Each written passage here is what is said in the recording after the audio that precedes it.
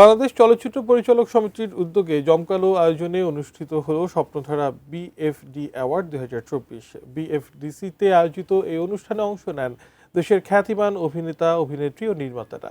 এবারের স্বপ্নধারা বিএফডিএ অ্যাওয়ার্ডে শ্রেষ্ঠ চলচ্চিত্র পরিচালকের পুরস্কার পেয়েছেন প্রিয় মালতীর পরিচালক শঙ্খ দাশগুপ্ত। ওই সিনেমাতে অভিনয় করে শ্রেষ্ঠ অভিনেত্রী হয়েছেন মেহজাবিন চৌধুরী, শ্রেষ্ঠ অভিনেতা শাকিব খান ও রনক হাসান।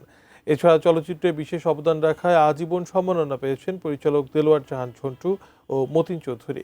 অনুষ্ঠানে উপস্থিত ছিলেন বাংলাদেশ চলচ্চিত্র পরিচালক সমিতির সভাপতি শাহিন সুমন, মহাসচিব শাহিন কবির টুটুল এবং এটিএন বাংলার অনুষ্ঠান ও সম্প্রচার বিভাগের উপদেষ্টা তাশিক আহমেদ। অনুষ্ঠানের মিডিয়া পার্টনার এটিএন বাংলা।